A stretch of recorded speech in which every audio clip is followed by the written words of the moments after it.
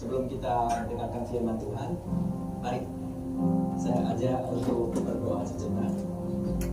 Bapa yang bertata di dalam kerajaan surga, Bapa yang kami puji dan kami sembah di dalam nama Tuhan Yesus. Kami sungguh bersyukur hari ini bahwa gereja kami boleh melalui daun kedua di dalam hanya karena penyataan Tuhan. Tanpa Engkau Tuhan, kami tidak bisa berdoa. Sertai kami di dalam kehidupan kami, di dalam pelayanan kami, di dalam gereja ini Tuhan. Sehingga makin hari gereja ini boleh makin memuliakan nama-Mu Tuhan. Dan sebentar lagi hamba ingin menyampaikan sebagian daripada firman-Mu.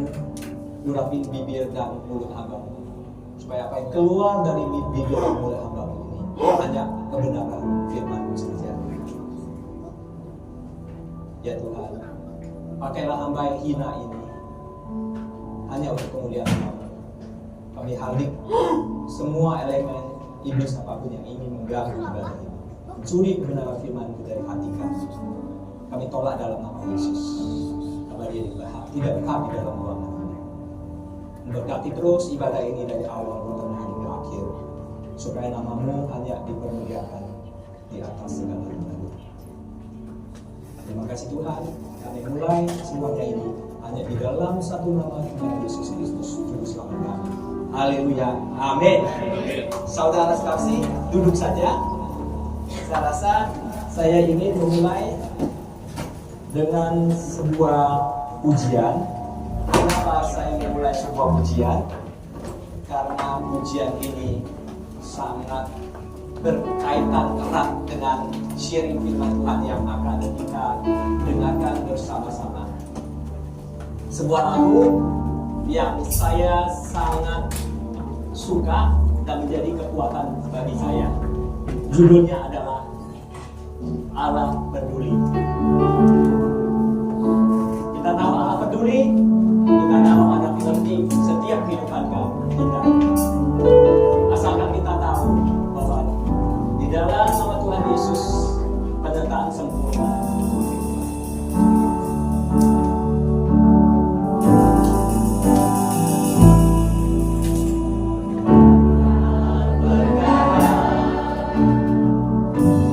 Yeah.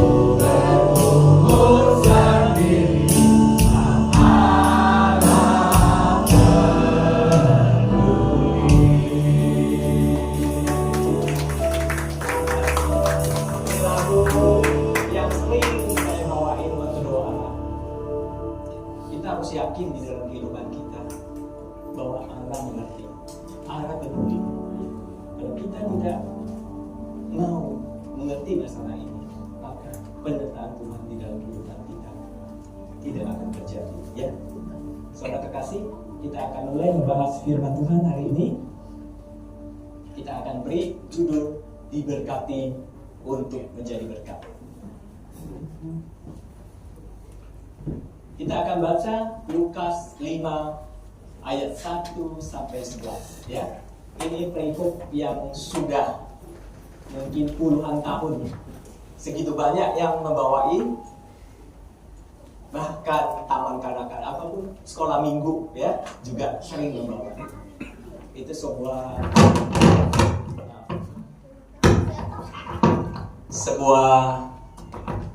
perikop khotbah yang sudah sedemikian populer ya, begitu ya. Baik, untuk menghormati firman Tuhan hari ini, bolehkah saya ajak bersama-sama untuk membaca sekali lagi, walaupun mungkin sudah sering ya kita bacain ya. Boleh kita baca bersama-sama? Boleh ya, supaya kita meresapi apa isinya ya. 1, 2, 3. Pada suatu hari, Yesus berdiri di pantai Danau Genesaret, sedang orang banyak mengelumuni dia hendak mendengarkan firman Allah. Ia melihat dua perahu di tepi pantai, nelayan-nelayannya telah turun dan sedangkan membasuh jalannya. Ia naik ke dalam salah satu perahu itu, yaitu perahu Simon, dan menyuruh dia supaya menolakkan perahunya sedikit jauh dari pantai. Lalu ia duduk dan mengajarkan orang banyak dari atas perahu. Ya, seperti ini ya kabarnya ya. Kita lanjutkan. Setelah selesai berbicara, ia berkata kepada Simon, "Bertolaklah ke tempat yang dalam dan tebarkanlah jalamu untuk menangkap ikan." Simon menjawab, "Guru, telah sepanjang malam kami bekerja keras dan kami tidak mendapat apa-apa. Tetapi karena engkau menyuruhnya, aku akan menebarkan jala juga." Dan setelah mereka melakukannya, mereka menangkap sejumlah besar ikan, sehingga jala mereka mulai koyak. Lalu mereka memberi isyarat kepada teman-temannya perahu yang lain, supaya mereka datang membantunya. Dan mereka itu datang, lalu mereka bersama-sama mengisi kedua perahu dengan ikan hingga hampir tenggelam. Ya, seperti itu ya. Kemudian ketika Simon Petrus melihat hal itu, ia pun tersungkur di depan dan Yesus dan berkata, "Tuhan, pergilah daripadaku, karena aku ini seorang berdosa." Sebab ia dan semua orang yang bersama-sama dengan dia takjub oleh karena kebanyakan ikan yang mereka tangkap. Demikian juga Yakobus dan Yohanes, anak-anak Zebedeus yang menjadi teman Simon. Kata Yesus kepada Simon, "Jangan takut. Mulai dari sekarang engkau akan menjala manusia." Dan sesudah mereka menjala perahu-perahu ke darat, mereka pun meninggalkan segala sesuatu lalu mengikuti Yesus. Jadi kalau kita lihat banyak sekali perikop orang membahas firman Tuhan dari Lukas 5, 1-11 dengan tema apa? Temanya? Yang paling sering apa? Kalau ini saya sengaja buat agak sedikit beda ya. Tetapi yang umum dipakai orang untuk membahas khotbah ini adalah penjala ikan menjadi penjala manusia. Betul ya? Jadi saudara kasih, saya sengaja sedikit karena ada beberapa poin penting yang akan saya sampaikan hari ini.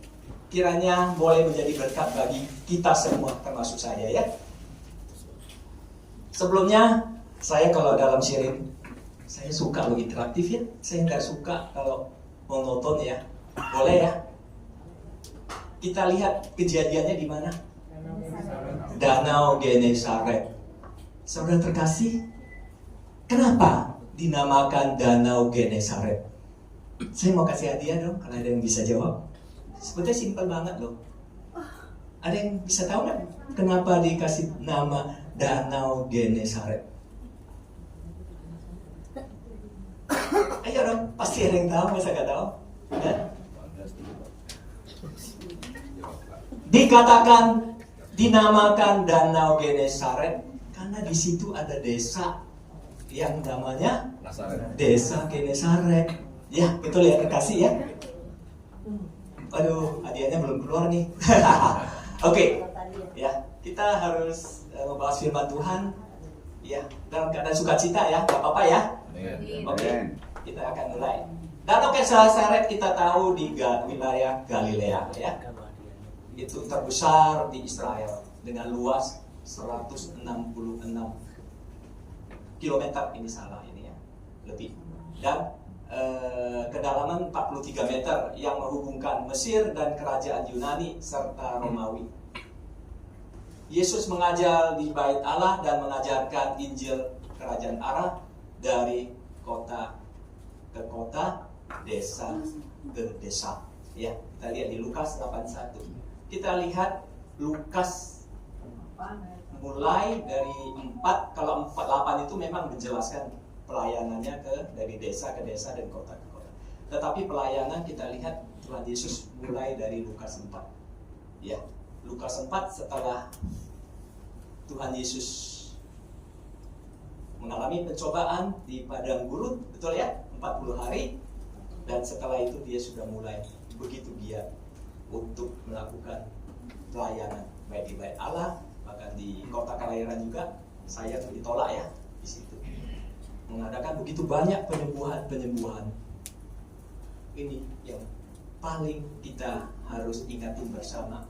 Tuhan Yesus saat kita lihat di dalam pelayanan dia dari kota ke kota, desa ke desa. Artinya apa, saudara kekasih? Hari ini pesan Tuhan, kalau kita melayani, kita jangan pilih dong, mau yang gereja yang mewah, cantik, apa namanya, tempat yang nyaman, ya, kota-kota melulu, ya. Tetapi Tuhan Yesus hari ini secara jelas ingin mengingatkan kepada kita, kalau kita melayanilah dimanapun, terlebih-lebih tempat-tempat yang membutuhkan kita, ya. Saya tidak mengatakan bahwa melayani di kota-kota tidak baik, boleh saja, ya, seremonial boleh saja. Tetapi jelas ini kita mesti belajar. Tuhan Yesus itu adalah panutan kita. Dia saja sebagai Tuhan yang turun ke dunia, dia mau ke desa-desa loh. Kalau kita hanya berkutak-kutik di kota-kota, di tempat-tempat yang nyaman, ya, maaf kalau saya ngomong agak kasar sedikit, ya mungkin karena bayarannya banyak, saya rasa sangat menyakitkan hati Tuhan ya. Saya begitu bersyukur diberikan kesempatan, saya beserta dengan tim saya, Pak Lafles ya. Saya begitu, kita berdua berkopak ya Pak ya. Kita ke tempat-tempat yang bahkan kita pernah tersesat selama 2 jam. Saking nggak tahu tempatnya itu di mana, tetapi sangat terpelosok sekali ya Pak ya. Sampai hujan besar, sampai ada truk menghadap di depan ini, kita juga bingung jalannya di mana. Tetapi Tuhan bawa kita ke tempat itu dan memang sangat terpencil sekali. Saya bersyukur sampai hari ini saya boleh membina gereja itu. Yang dulunya mungkin banyak sekali kekurangan, tetapi puji Tuhan. Ya makanya hari ini kita beri judul diberkati untuk menjadi berkat. Kalau kita diberkati, kita harus memberkati juga. Tetapi berkatilah tempat-tempat yang tepat. Ya, saya begitu sedih. Kalau memang kita berbagi, jangan membuang-buang sesuatu yang tidak berguna. Ya, memberi sesuatu yang tidak ada pertanggungjawabannya. Ya. Bantulah, berkatilah. Memang tempat-tempat yang memang memang perlu kita berkati ya. Yang dulunya mungkin kita lihat ya Pak Lafles mungkin menjadi saksi ya, gerejanya yang dulunya waduh, tapi akhirnya kita bagusin, kita berikan aircon dan sebagainya. Sekarang mereka begitu bersukacita, mereka boleh melayani Tuhan, boleh boleh beribadah dengan nyaman ya Pak ya. Satu ya, yang kita ingat baik-baik, kita harus teladani Tuhan Yesus bahwa pelayanan tidak bolehlah kita sesuka hati kita. kita melayani bukan suka-suka kita, tapi saya katakan hari ini kita melayani harus suka-sukanya Tuhan. Bukan suka-sukanya, artinya harus di tempat yang memang sesuai dengan perintah Tuhan. Perintah Tuhan apa sih? Pergilah ya. Nggak ada perintah Tuhan yang katakan di situ terus ya, tetapi jelas pergilah. Amin. Amin ya. Saudara diberkati. Amin. Pertama ya. Terus aktivitas Yesus menjadi pelajarannya tentang teladan bagi kita untuk tidak membatasi atau memilih tempat-tempat untuk mengabarkan Injil dimanapun ya. Saya pernah sampai ke BSD situ. Di mana itu Pak? Pagedangan ya. Waduh, di samping-sampingnya sawah semua. Saya pikir itulah justru tempat-tempat yang penting kita harus datangi. Mereka yang betul-betul butuh kita. Mereka butuh semangat dari kita. Mereka butuh apa lagi? Mereka perlu bantuan dari kita. Secara kalau kita penginjilan ada 3 hal pentingnya. Doa, dana, dan daya. Mungkin daya mereka butuh, tapi dana gimana? Kalau dana kita tidak bisa bantu, kasihan dong. Bagaimana penginjilan bisa jalan? Ya, semangat juga tidak diberikan. Jangan sampai mereka karena sesuatu kekurangan mereka menjadi semangatnya berkurang. Justru itulah sebagai umat Tuhan, sebagai hamba Tuhan, terlebih-lebih kita punya kewajiban ya untuk membantu, memberi semangati, kalau perlu memberkati gereja-gereja ataupun rumah doa yang memang kita harus berkati. Kedua, ya, penyertaan. Kenapa kita nyanyi lagu itu? Allah peduli, Allah mengerti. Ya, saya lihat di sini bahwa Yesus datang ke Genesaret. Ya, apakah dia datang cuma cuk sembarang pilih gitu? Wah, Pak Douglas tuh. Wah, ini apa benar nggak? Saya percaya 100% bahwa Tuhan Yesus datang ke Genesaret bukan karena sembarang tunjuk. Wah, sembarang tunjuk kebetulan kena Petrus. Tidak, saudara terkasih ya. Setuju nggak? Kalau nggak setuju boleh. Saya orang yang terbuka, boleh. Tetapi saya yakin dia datang memang khusus untuk Simon Petrus. Setuju nggak? Karena kita tahu di dalam pelayanan sebelum-sebelumnya dia melayani, dia memberkati, dia menyembuhkan. Dan salah satu yang disembuhkan siapa? Kasih hadiah begitu. Ibu mertua Petrus. Ayo, jangan orang kita dong. Siapa tadi yang bukan orang kita? Itu. Orang kita jangan dulu ya. Luar biasa. Berarti kamu daya ingatnya bagus ya. Saudara terkasih, dalam hal ini kita harus ingat bahwa Simon Petrus mengalami Tuhan di dalam kehidupan dia. Dia menyaksikan bagaimana Tuhan bekerja. Ya. Dia mengalami Tuhan di dalam kehidupan dia. Jadi kalau kita lihat di sini adalah ketika Yesus datang, dia sudah tahu. Dia sudah tahu Simon Petrus punya masalah. Ya, semalaman tidak mendapat apa-apa. Itu saya juga nggak tahu ya. Saya yakin ini sudah mungkin 1 atau lebih dari 1 hari atau mungkin 2 hari, 2 malaman ya. Tapi di Alkitab disebutin semalaman. Kalau semalaman dia tidak mendapat apa-apa sebagai seorang nelayan, apa ya?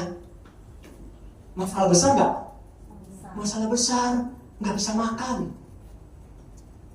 Iya, dia nggak bisa makan. Tetapi Tuhan Yesus datang memang untuk Simon Petrus.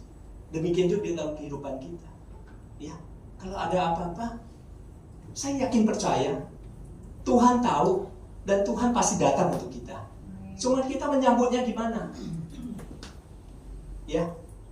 Kemudian memanggil Petrus untuk mendorong sedikit perahunya jauh dari pantai dan memakai perahunya untuk mengajar. Saudara kasih, ini apa artinya? Dia memanggil Dan Petrus dengan full heart, dengan taat dan setia, ya, menjalani itu. Sehingga apa? Sehingga dia memberkati dengan ikan yang mungkin, kalau mungkin dia selama ini dapat ikan mungkin untuk makan seminggu 3 hari. Tetapi kalau kita lihat ikan yang dia dapat itu bisa-bisa dia pakai untuk sebulan, ya. Kenapa Tuhan memberkati dia? Kenapa Tuhan memberkati dia? Dia memanggil, kemudian Tuhan memberkati. Karena dia taat dan setia. Dia disuruh mendorong perahunya. Bayangkan ya, saudara, saya ini membayangkan sekali kalau waktu keadaan begitu, susah begitu, di mana pikiran saya pikirnya ke rumah, orang rumah saya nggak makan semua. Dalam keadaan biasa, bisakah? Udah pada pusing ya. Tapi Simon Petrus luar biasa. Dia dorong perahunya, dia dipakaikan asetnya untuk supaya Tuhan bisa mengajar di situ. Disitulah rahasianya. Ketika kita full heart, Tuhan pasti memberkati hidup kita. Amin. Iya. Jadi bahkan Yesus memberkati dia, bukan saja memberkati, bahkan dia katakan, jangan takut, aku akan menjadikan engkau penjala manusia. Artinya apa? Bukan sekedar memberkati, tetapi mengangkat hidup daripada Simon Petrus, ya. Dalam kehidupan ini juga sering terjadi. Ketika masalah besar, kita terlalu fokus mengandalkan kekuatan kita. Kita lihat gimana kalau kita tahu Simon Petrus masih mengandalkan kekuatan dia. Ini dia masih berkata, Tuhan sudah semalaman kita bekerja keras. Dan kita tahulah, kita akui bahwa Simon Petrus itu adalah orang ahli dalam penelayanan. Dia ahli sekali. Dia udah katakan, Tuhan, saya sudah bekerja keras semalaman, tidak dapat apa-apa. Saudara, apa artinya ini? Berarti dia masih yakin bahwa apa yang dilakukan itu udah terbaik. Ya. Apa yang dilakukan itu udah sesuai dengan kemampuan dia. Sudah, karena dia pintar, dia merasa dia pintar, dia sudah melakukan apapun. Saudara terkasih, boleh saya kasih kesaksian ya? Boleh? 2 tahun yang lalu, saya selalu berulang-ulang kesaksian saya, karena kesaksian saya ini akan menjadi kesaksian hidup saya sampai kapanpun saya melayani. 2 tahun yang lalu, saya sudah hampir, ya, perusahaan kami sudah hampir bangkrut. Karena ada masalah besar, ya. Beberapa hamba Tuhan, Pak Andreas sudah mendampingi saya ya melalui ini semua, Pak, ya. Saya thank you sama Ibu, sama Bapak, sama Pak Lafes juga begitu banyak membantu saya dalam doa. Tapi yang terjadi saat itu sama dengan Simon Petrus. Terjadi masalah itu, ya. Sekian puluh miliar uang saya dipertaruhkan di atas sebuah perahu juga. Tapi kalau ini perahu besar ya, itu perahu kecil ya. Kalau kita kan perahu besar ya. Selama 2 bulan, karena saya merasa saya ini kan jebolan hukum, ya. Saya juga banyak belajar tata negara. Saya juga tahu proses-proses. Saya juga banyak berhubungan dengan orang-orang di kelautan dan sebagainya. Saya begitu hebat lantangnya. Saya berusaha 2 bulan saya berusaha cari pihak berwajib, cari kementerian, bahkan kementerian kelautan, apa yang namanya, Syah Bandar ya. Saya banyak mencari apapun, saya luntang-lantung aja. 2 bulan lebih saya ditolak di kepolisian karena mereka juga kebingungan caranya gimana. Saya juga ditolak di Syah Bandar, katanya belum ada data katanya. Semuanya saya ditolak 2 bulan. Saya mengandalkan kekuatan saya karena saya merasa saya bisa loh, seperti Petrus ya. Saya merasa saya bisa. Saya kan ahli. Petrus juga begitu. Saya ahli. 2 bulan saudara, nihil hasilnya. Saya terus berpikir, akhirnya saya baru sadar. saya melakukan ini tanpa penyertaan Tuhan. Saya begitu sedih, menangis. Saya datang kepada Tuhan. Ya Tuhan, tanpa Engkau semuanya pasti tidak beres. Teman saya sudah ngomong loh, udahlah relain aja, karena ini masuk dalam mafia. Ya, mafia itu kalian tahu kan? Kalau udah masuk dalam mafia susah ya. Aduh, saya sudah betul-betul udah ini. Akhirnya saya datang kepada Tuhan selama beberapa hari. Saya doa, saya bersujud. Saya bilang, Tuhan, saya salah. Saya selalu mengandalkan kekuatan saya. Tapi hari ini saya minta Roh Kudus bekerja. Saya berdoa 2 hari, ya. Saya tahu, makanya dari sana saya diajari Roma 8:26 itu luar biasa ya. Ketika kita tidak bisa berbuat apa-apa lagi, kita tidak tahu apa lagi yang harus kita berbuat, tapi kita sering lupa bahwa kita punya Roh Kudus. Kita harus berdoa bahwa Roh Kuduslah yang akan berdoa untuk kita, karena kita di dalam hati kita setelah kita menerima Tuhan Yesus, Roh Kudus sudah ada di dalam hati kita. Tuhan di dalam sebelum naik ke surga, ya, bahwa akan ada penyertaan Roh Kudus di dalam kehidupan kita. Saya berdoa, saya tahu bahwa saya tidak mampu, dan saya tahu hanya Roh Kudus yang bisa membantu saya. Roh Kuduslah yang akan berdoa untuk saya. Saudara terkasih, kalau kita mau berdoa, saya rasa mungkin ya biasa ya. Tetapi kalau Roh Kudus sudah berdoa untuk kita, itu luar biasa. Saya mengalami di dalam kehidupan saya. Pada hari ketiga, saya pergi, itu kebetulan hari Selasa ya. Saya pergi, everything beda semua. Saya waktu doa itu Tuhan bilang, pergi lagi. Kamu pergi, aku menyertai kamu. Hari Selasa saya pergi, semuanya beda. Saya pergi ke tempat kepolisian, disambut dengan baik, dan sebelumnya dia menolak, akhirnya bilang, oh bisa dengan cara begini. Kita coba. Akhirnya dia keluarkan. Mungkin kalau kita semua tahu sprindik ya, surat perintah dimulainya penyidikan. Waduh, puji Tuhan. 2 bulan dia nggak bisa buat apa-apa. Tapi setelah ada penyertaan Roh Kudus, dia menjadi bisa. Ada tepuk tangan buat Tuhan dong. Dia menjadi bisa. Ya, saya ke tempat Syahbandar diterima dengan baik. Ya baik, saya monitor. Wah, ternyata tongkangnya ada di tengah laut. Mereka sengaja tidak mau laporkan. Akhirnya dengan pertolongan Tuhan, 2 bulan lagi semuanya itu barang saya semuanya kembali. Tepuk tangan dong buat Tuhan. Jangan merasa Tuhan meninggalkan kita. Tuhan tidak pernah meninggalkan kita ya. Makanya setelah saya suka dengan lagu ini, Tuhan mengerti, Tuhan peduli. Tuhan tidak pernah tidak peduli. Cuma respon kita gimana? Kalau respon kita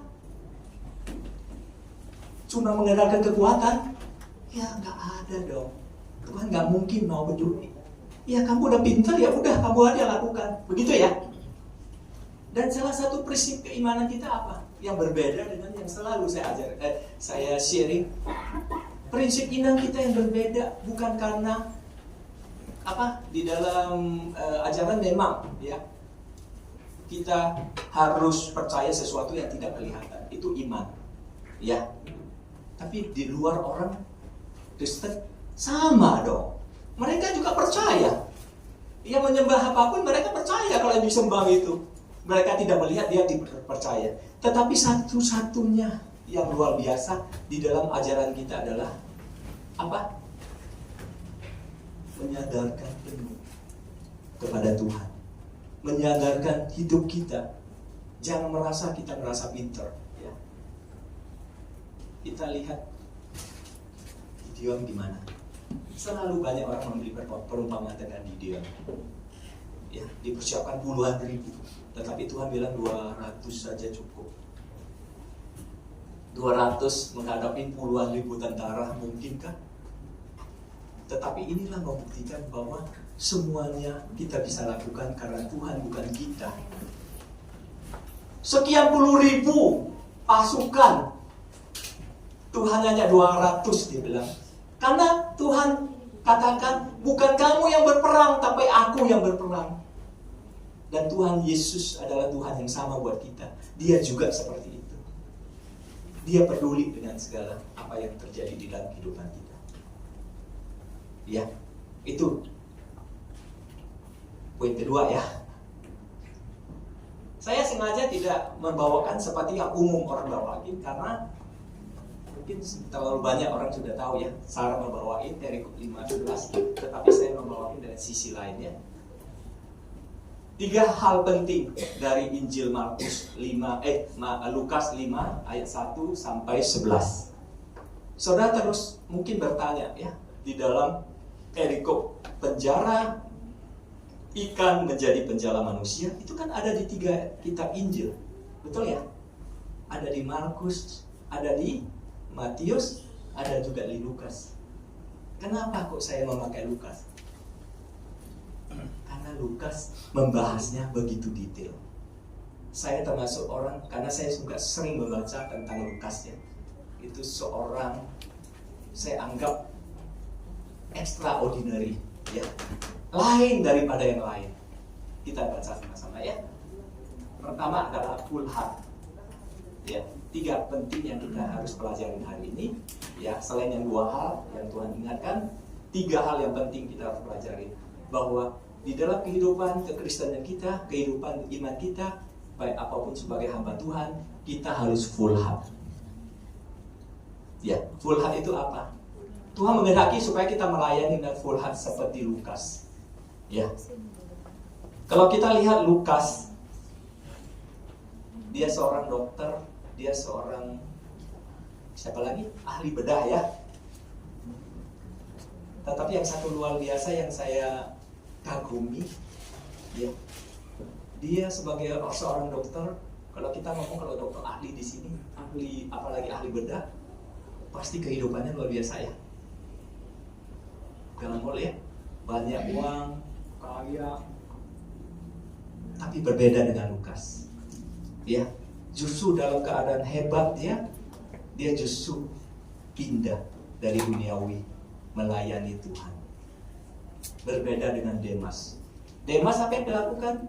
Selama itu memang mengikuti Paulus dengan full time. Saya selalu agak geli dengan full time ya. Karena full time bagi saya tidak ada gunanya. Kita harus belajar dari Lukas. Yang penting bagi kita adalah full heart, bukan full time. Ya. Kalau kita full time tiap hari duduk aja buat apa ya? Ya. Full heart itu artinya seperti Lukas. Lukas sampai dia mau masuk penjara. Sengaja loh dia masuk penjara. Itu gak ada salah loh dia. Kenapa? Karena dia mau mendampingi Paulus yang sudah mengalami luka pecut yang luar biasa. Tetapi dia datang, dia sengaja memasukkan dirinya ke penjara untuk merawat Paulus. Dan disitulah kita ketahui bahwa Injil Lukas ini yang ditulis begitu sistematis, begitu detail, siapapun kalau dibaca pasti mengerti ya. Saya rasa tadi yang kita bacain ada yang nggak ngerti nggak? Tidak ada satupun yang tidak mengerti ya. Semuanya mengerti. Berbeda dengan kitab lain yang mungkin kita harus baca berulang-ulang, tetapi Injil Lukas saya selalu membaca sekali saja sudah pasti mengerti ya. Jadi melayani full heart itu harus melayani seperti Lukas ya. Full heart itu yang dipentingkan Tuhan, bukan full time ya. Jadi dia terbalik ya. Dia justru dari duniawi dia pindah ke pelayanan, di mana Demas dari pelayanan full time justru keluar ya. Dan itu sangat membuat Paulus sangat sedih sekali. Jadi saudara, saya juga berharap ya, saya ini bisa melayani bukan karena full time, tetapi saya mau melayani Tuhan betul-betul dari full heart saya. Apapun yang ada di dalam kehidupan saya harus berikan kepada Tuhan. Kalau perlu pun saya udah beriklan, Nanti saya bilang sama Pak Andreas, kan perlu satu bangunan ini semua kita buat melayani Tuhan.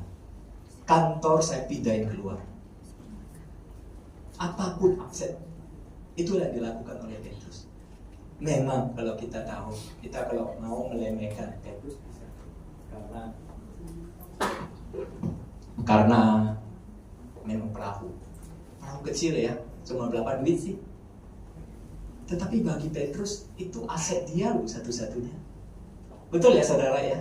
Aset dia satu-satunya. Full heart itu adalah apa? Melayani full heart adalah melayani melalui apapun yang ada di dalam diri kita. Apa itu pelayanan badan kita, seluruh persembahan hidup kita. Semua persembahan hidup berarti semua. Makanya saya suka Roma 12:1. Persembahan hidup itu adalah persembahan semuanya. Duit di kantong kita, badan kita, ya betul ya Pak ya. Duit di kantong kita, aset kita semua, kalau Tuhan minta untuk dipakai, harus dipakai, ya. Tapi satu hal, melayani itu jangan ada motivasi. Amin. Jangan ada motivasi. Saya lihat motivasi. Apa yang dimaksud di sini? Kalau melayani, kadang-kadang kita melayani dengan motivasi yang salah. Apa? Aduh, kok belum keluar hadiahnya? Motivasi yang salah itu apa? Kasih 4 aja deh. Tolong dong. Atau saya kasih 1 dulu ya. Nanti yang lain jawab ya. Berikutnya ya. Salah satu pelayanan dengan motivasi yang tidak baik adalah pelayanan karena ingin mencari populitas. Benar ya saudara ya? Kedua apa? Hah? Iya, siapa kok gitu banyak? Aku mau kasih siapa ini? Iya, saya kasih 2 deh ya. Kasih. Ada satu lagi siapa? Ibu. Ya kita nggak ngantuk ya. Ibu Feni ya? Iya, Ibu Feni saya kasih 1. Iya. Jadi motivasinya bukan uang ya. Saya terus terang sangat kecewa. Saya pernah hadapin ketika saya masih belum menjadi hamba Tuhan. Saya masih melayani misi.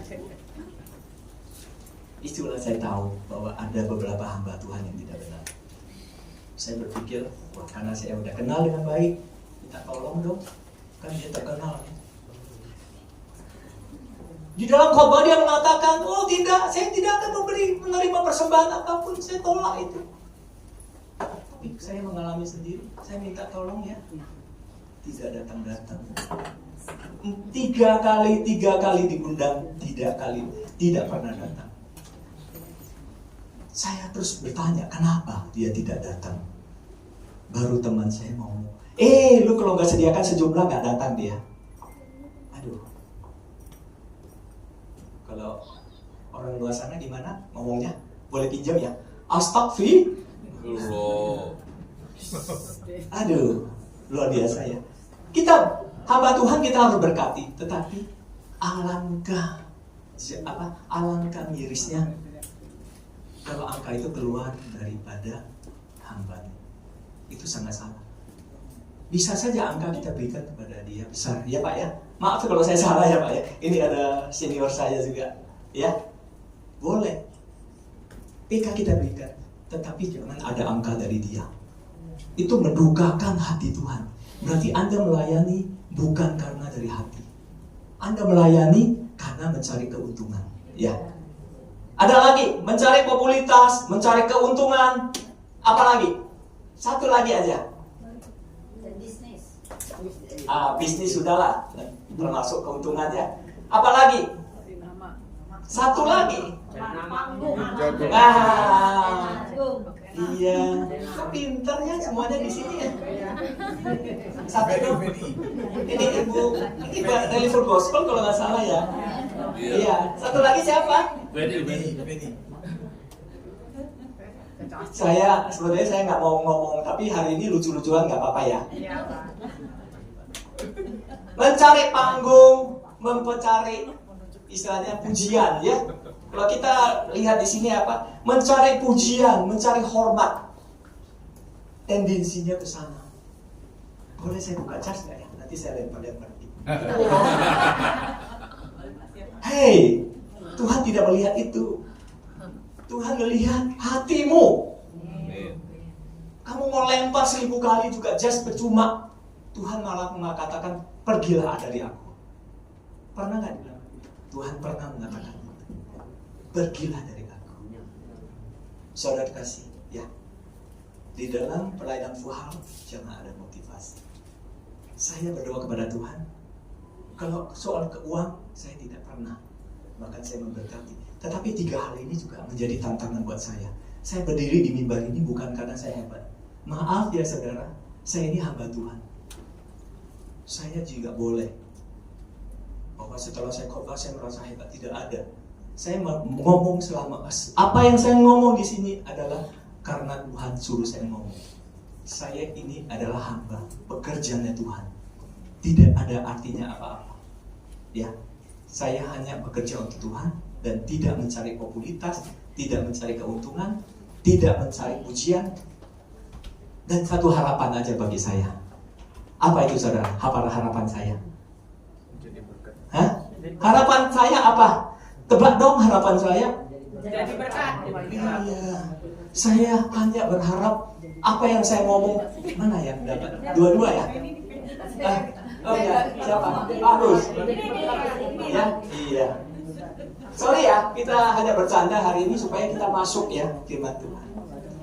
Saya berpuluh-puluh tahun melayani Tuhan. Terakhir 2 tahunan ya, saya menjadi hamba Tuhan.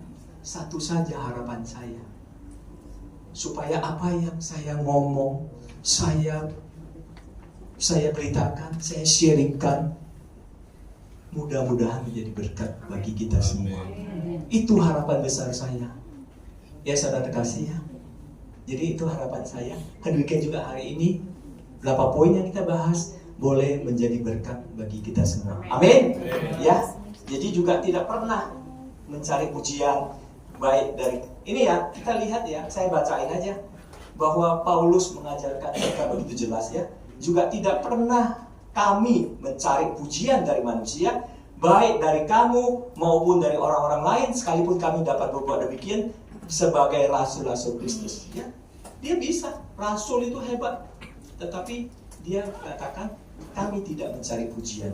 Sebaliknya karena Allah telah menganggap kami layak untuk mempercayakan Injil kepada kami, ya. Ini ada di 1 Tesalonika 2 dari 4 sampai 6 ya. Sebaiknya karena Allah telah menganggap kami layak untuk mempercayakan Injil kepada kami, karena itulah kami bicara, bukan untuk menyukakan manusia. Ya. Saya rasa banyak juga yang salah persepsi ya. Mungkin saya nggak tahu ya, apa mungkin gaya sekarang itu, wah kalau berbicara itu supaya audiennya itu, ketawa-ketawa, enak-enak, suka, kayak lucu-lucu, ya. Ada juga yang bukan sesuai kita, tetapi dia memberikan motivasi yang di luar kita. Ya, kalau kita ngomong motivator, Tuhan tidak perlu motivator, tetapi Tuhan mau kita terus mengajar. Kita lihat di kisah para rasul ketika Tuhan Yesus naik ke surga. Apa yang dia kasih tahu? Ajarlah. Ya Pak ya, ajarlah. Ajarlah. Tuhan Yesus di dalam dunia tidak pernah katakan dia berkhotbah, tetapi dia mengajar perumpamaan-perumpamaan. Dia mengajar, ya. Sebaliknya, satu lagi kita baca supaya kita yakin bahwa tidak boleh ada motivasi. Karena kami tidak pernah bermulut manis. Hal ini kamu ketahui dan tidak pernah mempunyai maksud loba. Nah, itu yang tadi kita. Maksud loba itu adalah maksud tamak, ya. Hanya untuk mementingkan diri sendiri, ya. Maksud loba yang tersembunyi. Nah, ini satu hal yang saya paling takut. Alam adalah saksi. Dia mengatakan demikian, ya. Allah menjadi saksi dia. Kalau manusia saksi gampang ya, paling dia nggak ada, saya curi-curi aja. Tetapi kalau Allah bersaksi, kita nggak bisa lagi lari. Sebab itu aku senantiasa berusaha untuk hidup dengan hati nurani yang murni di hadapan Allah dan manusia. Ya, itu ada di Kisah Rasul 24:16. Lukas adalah penulis apa? Biar habislah hadiahnya. Lukas menulis 2 Alkitab penting sekali. Dua kitab yang paling penting. Apa itu? Kisah Para Rasul Dan Lukas. Nah, saya kasih siapa dong? Yang paling belakang dulu ya. Ini Bapak ini luar biasa ya. Ini? Iya. Oh iya. Bapak teologi juga? Belajar? Waduh, luar biasa. Saudara, 2 kitab Lukas, 2 kitab yang ditulis oleh Lukas, Injil Lukas dan Kisah Para Rasul, itu detail sekali. Saya paling suka setiap kali baca, saya suka 2 Injil ini karena dia sistematis, tidak perlu lagi pakai kiastik. Kiastik mungkin tahu ya, kiasmus mungkin bagaimana mengerti sastra dulu itu kan. Ini kita punya guru besar Pak Andreas, begitu ya Pak ya. Kalau nggak mengerti, terpaksa kita gunakan apa? Kiastis ya Pak. Kita harus mengerti dulu mereka cara menulisnya gimana. Tapi kalau Lukas kita tidak perlu kiasmus, ya. Kita bisa tahu langsung, mengerti, ya. Jadi melayani dengan full heart itu penting sekali supaya hidup kita diberkati Tuhan, ya. Full heart, sekali lagi full heart. Kedua apa? Taat dan setia. Sebetulnya tadi sudah bahas sedikit. Saudara, saya mau tanya, tanpa melihat ayat-ayat sebelumnya, ya, Simon Petrus yang sudah sedemikian susah tidak dapat apa-apa dari Tuhan, ya, dia tidak dapat apa-apa ya, selama semalaman dia tidak mendapat apa-apa, keluarganya menunggu lagi keadaan lapar dan sebagainya, ya. Kita tahu Simon Petrus siapa sih? Dia seorang penjala ikan dan sifatnya apa? Sifatnya dia keras sekali. Dia orang keras. Dia tidak bisa disuruh untuk berpura-pura. Ya betul ya? Dia tidak bisa disuruh berrekayasa. Kalau dia bicara heart to heart, ya. Apa yang ada di hati dia ngomongin. Kalau kita mau, salah satu, saya bukan ngomong salah, maaf ya. Salah satu banyak sahabat saya, ini Pak Douglas ini orang Batak, ya gayanya mirip-mirip Batak gitu. Jadi orang Batak itu ya jarang. Kalau apa yang di hati dia pasti keluarin. Ya, bayangkan kalau dia lagi susah begini. Lalu ada seseorang yang menyuruh dia dorong perahu di tengah. Kira-kira mau nggak? Nggak ya? Nggak mungkin mau. Ya, disuruh dorong perahu. Saat itu juga lagi cuci jala, lagi santai semuanya. Nah, itulah penting. Dia taat. Dia taat setelah apa? Setelah mengalami Tuhan Yesus di dalam kehidupan dia. Dia setelah mengalami Tuhan Yesus di dalam kehidupan dia, yang pertama dia lakukan adalah taat dan setia pada perintah Tuhan. Hari ini saya ingatkan kepada kita semua, penting sekali kalau kita mengalami Tuhan Yesus di dalam kehidupan kita. Kita menjadi percaya menerima Tuhan sebagai juru selamat. Maka yang penting pertama adalah apa? Seperti Petrus, taat dan setia pada perintah. Saya pernah Zoom ya, mengingatkan kepada kita bahwa kita kadang-kadang lupa prioritas. Banyak sekali memang yang harus kita lakukan, tetapi yang paling prioritas itu adalah perintah Tuhan. Kita sering lupa ya, prioritas kita itu adalah pergilah. Kalau saya lihat Simon Petrus juga begitu. Dia pergi, dia menolak. Ya, walaupun jaraknya tidak terlalu jauh. Yang lainnya kebenaran firman Tuhan harus kita ikuti. Tetapi kadang-kadang kita lupa, ya. Roh Kudus ingatkan saya 2 minggu lalu, makanya saya begitu menggugu-gugu minta Ibu Susan supaya saya diberikan kesempatan untuk membawa Injil. Karena itu satu hal penting yang Tuhan ingin kita semua ikuti. Yang penting kita ikuti adalah perintah. Yang lain-lainnya oke, kita boleh lakukan. Tetapi yang lain-lainnya kalau kita nggak bisa lakukan semua, ya kita harus lakukan terus sampai bisa sempurna. Tetapi yang tidak boleh kita tinggal adalah perintah, amanat agung. Itulah yang nggak boleh Yang lain-lainnya boleh. Tapi saya lihat di sini, setelah mengalami Tuhan Yesus di dalam kehidupan kita, kita malah, ya saya hari ini suka mengkritik, tak apa-apa ya, tetapi tidak menghakimi. Kita sudah mengalami kehidupan Tuhan Yesus di dalam kehidupan kita, kita malah buat aneh-aneh. Berapa bulan? Saya rasa berapa bulan lalu Pak ya? Apa sih itu Kristen progresif? Ya, apa yang diajarkan? Jauh melenceng ya. Progresif kata itu bagus loh ya. Tidak ada yang boleh memungkiri bahwa kata progresif itu baik. Tetapi jangan progresif di dalam iman, nanti Tuhan kita berubah-ubah. Betul ya? Kita boleh progresif di dalam pelayanan. Kita harus bagusin pelayanan, lebih memberkati orang. Boleh. Tetapi kita jangan progresif di dalam iman. Kita akan menjadi pengkhianat-pengkhianat di dalam Kristus. Seperti Yudas, ya. Jangan ya. Apalagi ajarannya banyak sekali. Saya nggak usah sebutin, tapi saya satu lagi yang saya aneh, celak-celuk. Kenapa saya ngomong celak-celuk? Ada yang suka menyuruh jemaahnya celak-celuk terus. Wah, kemarin belum, celuk lagi. Sorry ya, baptisan itu bukan soal celak-celuk. Baptisan itu adalah apakah kamu menerima Tuhan Yesus dan Roh Kudus di dalam kehidupan kita. Bukan celak-celuk. Celak-celuk 1000 kali juga percuma. Ya Pak ya? Jangan ada seperti itu. Tuhan ini ingatkan kita hari ini. Ya, kalau kita mengalami Tuhan Yesus di dalam kehidupan kita, maka yang pertama kita taat pada perintah, kemudian baru belajar kebenaran. Jangan belajar kebenaran firman Tuhan baru taat perintah. Itu terbalik Pak. Ada yang nggak setuju nggak? Ayo.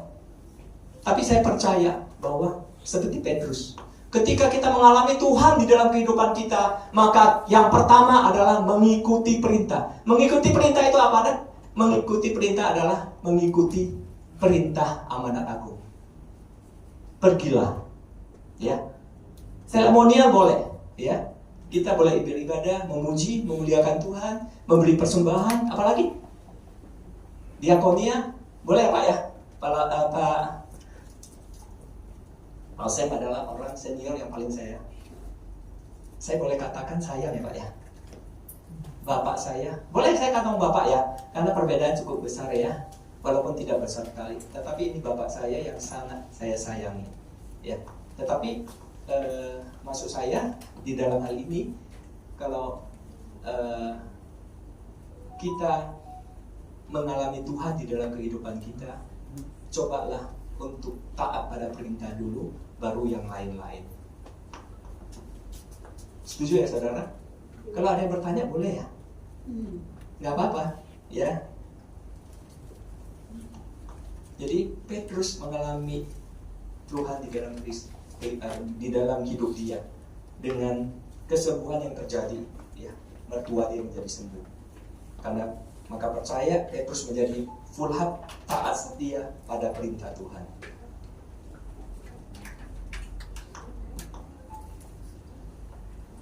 Ya, saya rasa jangan ya, kalau kita mengalami Tuhan Yesus, yang kita fokuskan adalah perintah Tuhan, firman kebenarannya. Jangan mengada-ngada sesuatu yang enggak, ya, di luar daripada firman Tuhan. Banyak sekali saya lihat ajaran yang perlu kita review lagi. Apakah pantas untuk diterusin? Ya, oke, saudara? Ya, oke. Ketiga adalah berbuah. Diberkati menjadi berkat ya. Saya udah berapa lama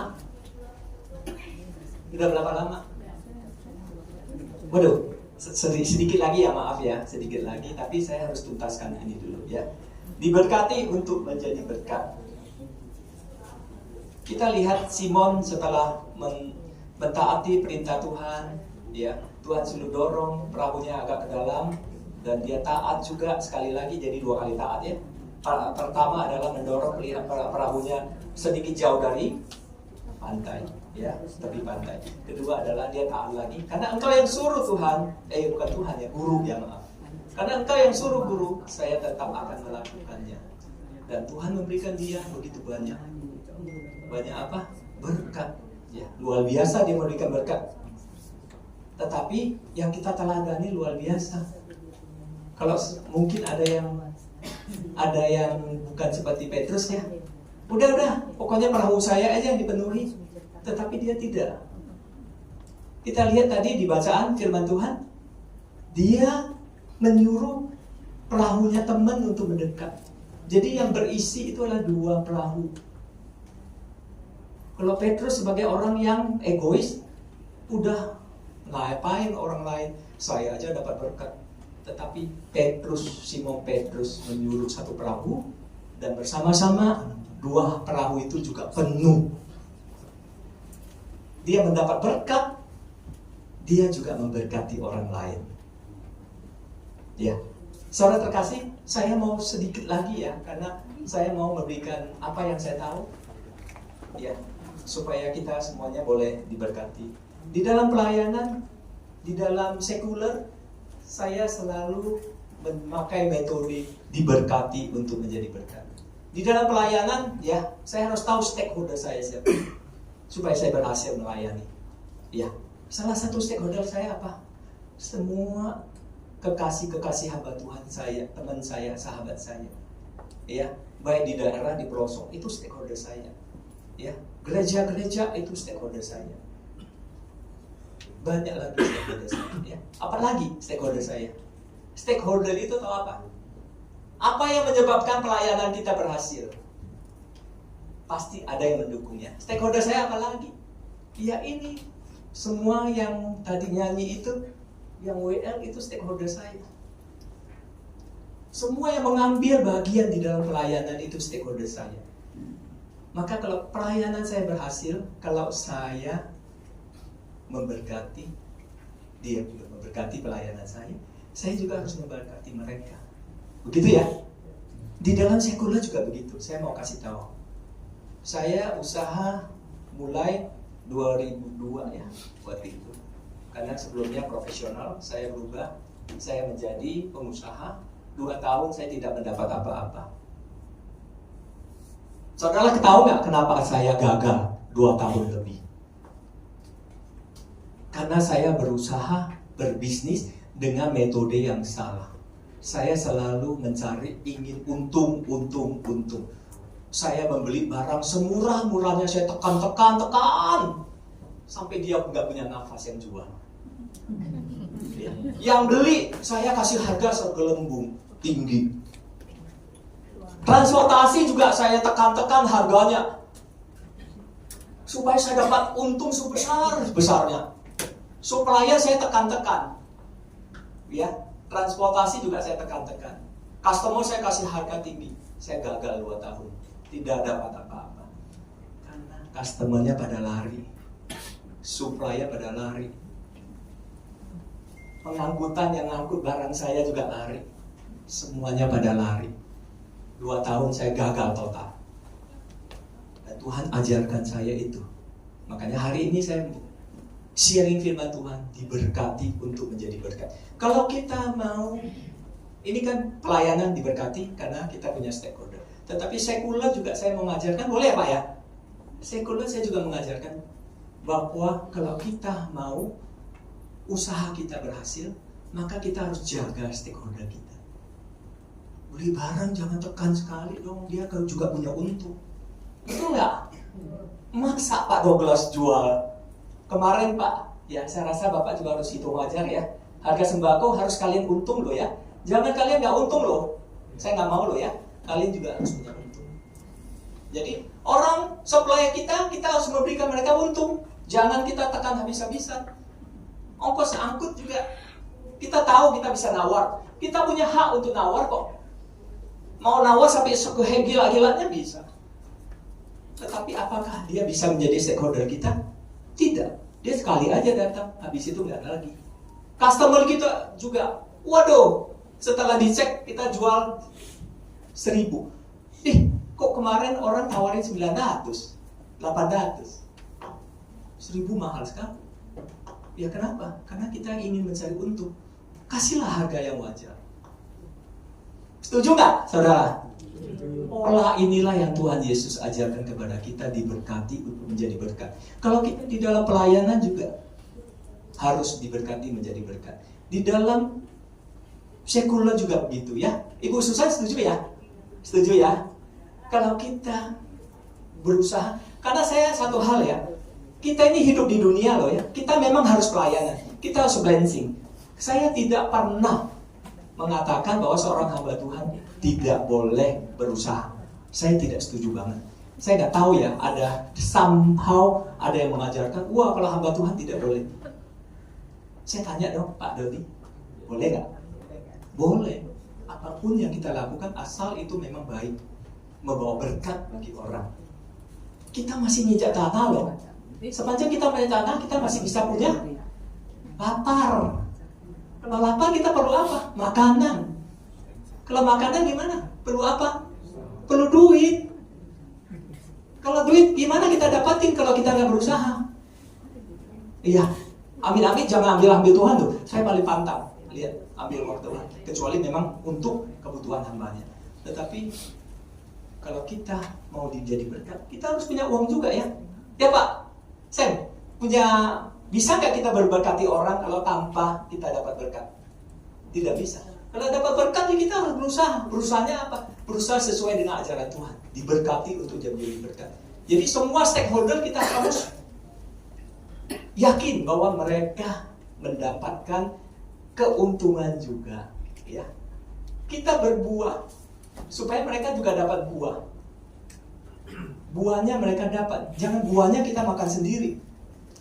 Ya, kita memberi buah juga mereka mendapat biji supaya berbuah terus. Ya.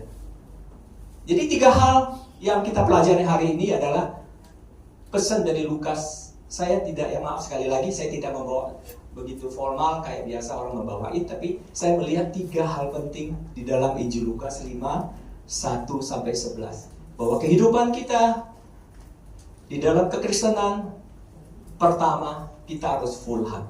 Tidak ada lagi tawar-menawar. Kedua adalah taat setia. Taat setia itu adalah taat setia pada hal penting, bukan taat setia pada sesuatu yang aneh-aneh. Ya, taat setia pada perintah. Kedua adalah ajarannya, adalah firman Tuhan yang selalu kita bawain tiap minggu. Ketiga adalah diberkati, berbuah. Berbuah itu artinya apa? Diberkati untuk menjadi berkat bagi orang lain. Kalau kita bisa memelihara ini, maka saya yakin kita mempunyai 2 keberhasilan. Keberhasilan di dalam pelayanan, keberhasilan di dalam usaha. Tuhan pasti berkati kita.